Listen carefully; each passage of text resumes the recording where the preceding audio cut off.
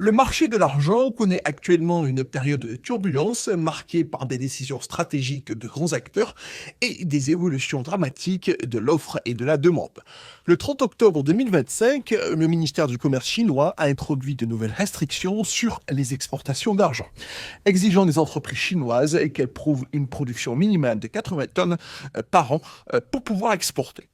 Cette mesure vise à éliminer la majorité des exportateurs qui produisent généralement entre 10 et 30 tonnes par an.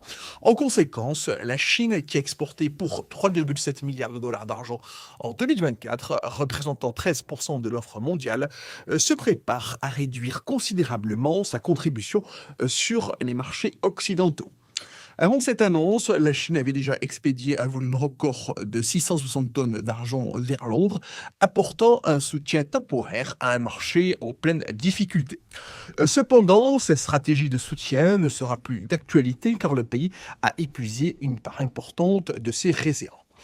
Parallèlement, le service géologique des États-Unis a classé l'argent comme un minéral critique, permettant ainsi l'imposition de tarifs élevés sous couvert de sécurité nationale.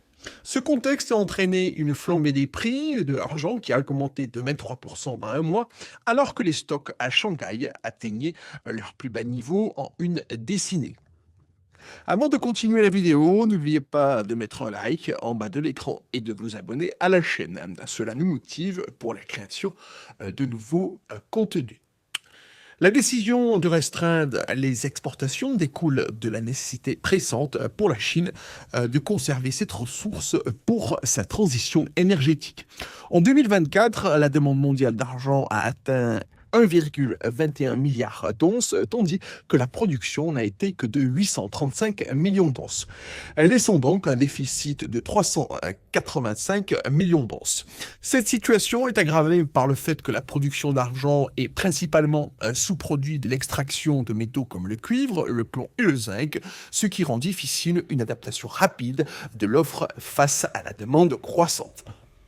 Dans ce contexte, la banque JP Morgan Chase, un acteur majeur du marché, a accumulé une quantité impressionnante de 169 millions d'onces d'argent physique, représentant près de 15% de la production annuelle totale. Depuis 2008, JP Morgan a hérité d'une infrastructure de métaux précieux en acquérant des actifs d'institutions défaillantes et a choisi d'investir massivement, devenant le plus grand dépositaire d'argent de la COMEX, le principal marché d'échange de l'argent en Amérique du Nord. Loin de se contenter d'être un simple acteur du marché, JP Morgan a également été accusé dans le passé de manipuler les prix de l'argent, acceptant de payer une amende de 920 millions de dollars pour des pratiques de spoofing qui lui ont permis de maintenir les prix artificiellement bas tout en accumulant ce métal précieux. Cette stratégie a été particulièrement efficace à un moment où la demande pour les infrastructures technologiques, l'intelligence artificielle, les applications industrielles telles que les panneaux solaires et les véhicules électriques ne cesse d'augmenter. Le déséquilibre entre l'offre et la demande crée une pression sur les stocks existants, déjà à des niveaux historiquement bas. Les ETF et autres réserves privées voient leur quantité diminuer, car les industries cherchent désespérément à sécuriser leur approvisionnement. Ce contexte de rareté croissant rend la position de JP Morgan d'autant plus décisive, la banque détenant une part significative de l'argent à niveau mondial. Avec l'entrée en vigueur des nouvelles restrictions d'exportation chinoises, près de 90% des exportateurs seront éliminés, alors que la demande mondiale continue d'augmenter. Cette situation est susceptible de provoquer des ruptures de contrats, des retards de production et une crise d'approvisionnement en argent, exacerbée par la classification de l'argent comme minéral critique par les États-Unis.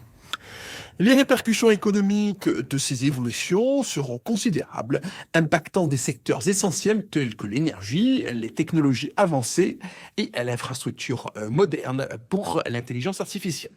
Le marché de l'argent ne fonctionnera plus comme auparavant et la question n'est pas de savoir si une crise se produira, mais plutôt quand et comment elle se manifestera. Face à cette conjoncture, le Brésil s'affirme comme un acteur clé dans le secteur des minerais critiques, notamment l'argent.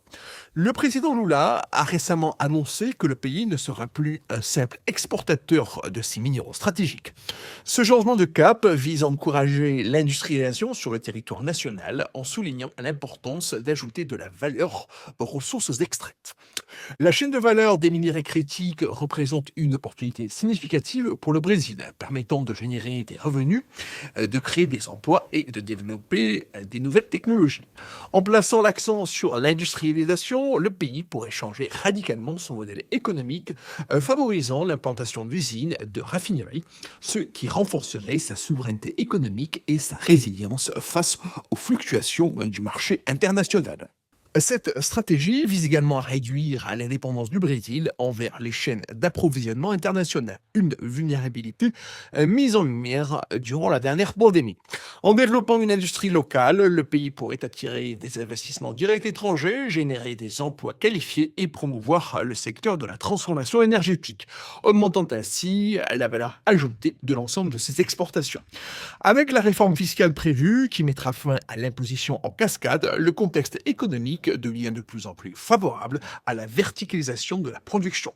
Cependant, pour que cette industrialisation soit une réalité, il sera impératif d'investir massivement dans les infrastructures nécessaires, d'améliorer la qualification de la main-d'œuvre et de mettre en place des régulations adéquates. Ainsi, le Brésil dispose d'une occasion unique de transformer son économie dans un marché mondial de l'argent en pleine mutation. En adoptant des politiques publiques cohérentes et engagées, le pays peut non seulement se positionner en tant que leader dans le secteur des minerais critiques, mais également se préparer à tirer parti des défis émergents et des opportunités de ce marché en évolution rapide.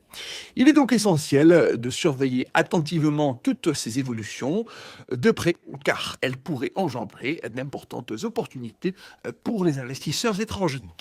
La vidéo touche à présent à sa fin. Si vous avez apprécié son contenu, n'hésitez pas à cliquer sur le bouton j'aime en bas de l'écran et vous abonner à la chaîne. Votre soutien nous motive à créer encore plus de contenu enrichissant. Ciao ciao.